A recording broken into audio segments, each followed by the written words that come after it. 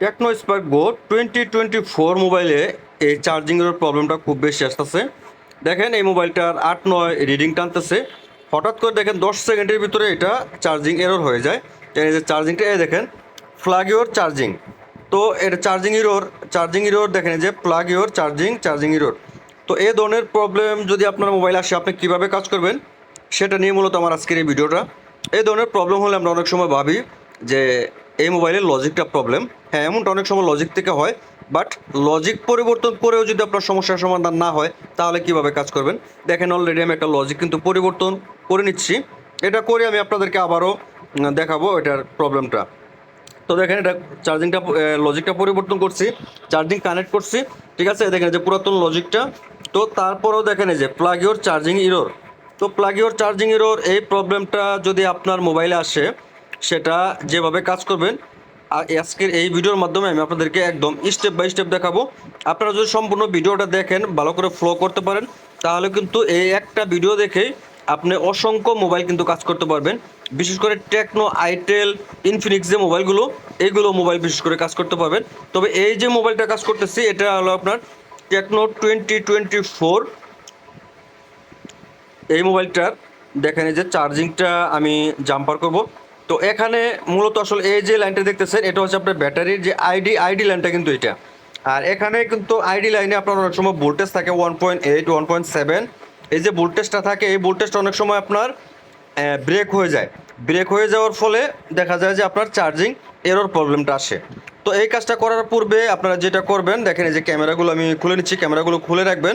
খোলার পর এই যে এটা কিন্তু এখানে কিন্তু পাওয়ার আইসি, এই পাওয়ার আইসির যে টিন আছে এই টিনটা আমি তুলে নিব। দেখেন এই যে টিনটা আমি খুলে নিচ্ছি, একটা নাইফের সাহায্যে আস্তে আস্তে আমি টিনটা খুলে নিব। ব্যাস আলতোভাবে আমি কিন্তু খুলে নিচ্ছি যাতে বোর্ডের অন্য কোথাও কোনো লাইন মিসিং না হয়, ব্রেক না হয়, সেজন্য আমি আস্তে আস্তে খুলে নিচ্ছি। কিন্তু টিনটা প্রচুর হার্ড, এটা কাটতে চাচ্ছে না। তো আমি চাচ্ছি আসলে অর্ধেকটা ছিঁড়ার জন্য, বাট এটা একটু ঝামেলা করতেছে। দেখেন আমি খুব চেষ্টা করতেছি এইটুকু ছিঁড়ার জন্য, কিন্তু এটা প্রবলেম করতেছে। তো যাই হোক দেখেন আমি এটা পুরোটাই তুলে নেব, এটা পুরোটা আমি তুলে নেব। কাটিং দিয়ে আমি এই সাইড দিয়ে টান দিয়ে এটা আমি পুরোটা তুলে নেব। এমনিতেই আপনার টেকনো, আইটেল, ইনফিনিক্স মোবাইলের যে আপনার উপরে যে টিনগুলো থাকে এগুলো কিন্তু নর্মাল একদম লো কোয়ালিটির টিন থাকে এগুলা, ঠিক আছে। তো দেখেন এই যে আমি আস্তে আস্তে সম্পূর্ণটাই খুলে নিচ্ছি। খুলে এই পাওয়ার আইসির পাশ থেকে আপনার 1.8 আছে, 1.8 এই ভোল্টেজটা আপনাকে ব্যাটারির যে আইডি লাইন আছে আইডি লাইনের ভিতরে আপনার প্রবেশ করাতে হবে। তো যাই হোক আমি টিনটা খুলে আপনাদেরকে আমি দেখাবো।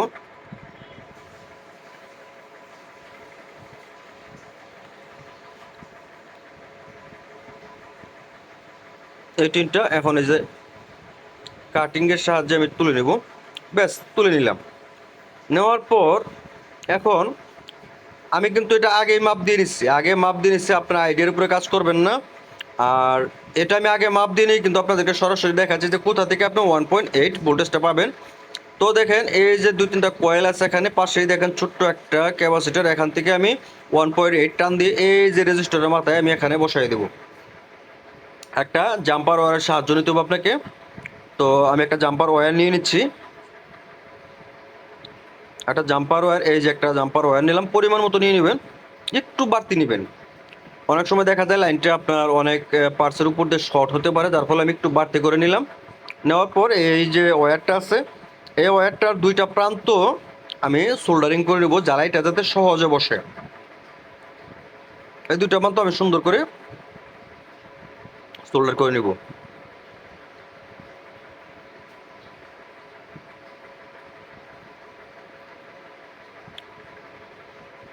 এভাবে আস্তে আস্তে 2টা প্রান্ত আপনাকে সোল্ডার করে নিতে হবে।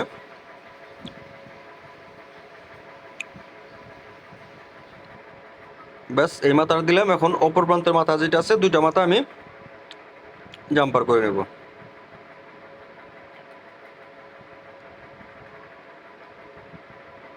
ব্যাস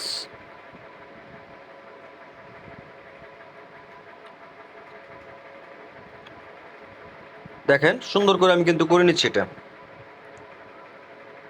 নেওয়ার পর এটার কাজ শেষ, এখন আমি মেন বোর্ডে চলে আসবো। বোর্ডে আসার পর এই যে এখান থেকে আপনার 2 নাম্বার যে রেজিস্টার উপর থেকে 2 নাম্বারটা একটা তার আমি জাম্পার করে নিলাম, নেওয়ার পর একটু স্কিপ করে দিচ্ছি যেহেতু ভিডিওটা অনেক লম্বা হইতেছে, যার ফলে দেখেন এই দেখেন কোথা থেকে আমি জাম্পার করছি, এখানে একটা তার এখান থেকে দেওয়ার পর আপনার যে পাওয়ার আইসির পাশে যে রেজিস্টারটা ক্যাপাসিটরটা আছে এই দেখেন এই যে 2 নাম্বার থেকে কিন্তু আমি নিচ্ছি, নেওয়ার পর এই যে দেখেন এই যে তারটা আমি এখানে জাম্পার করে দিচ্ছি।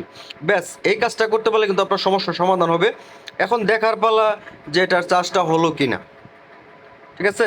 আমি এটা ফিটিং দিয়ে নিব, ফিটিং দিয়ে আপনাদেরকে দেখাবো এটার চার্জের সমস্যাটার সমাধান হলো কিনা, আপনার চার্জ উঠে কিনা, এরোর যে প্রবলেম সেই প্রবলেমটা চলে গেছে কিনা।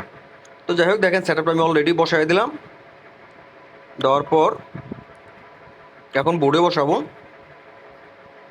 এই যে সেটআপটা নিয়ে নিলাম,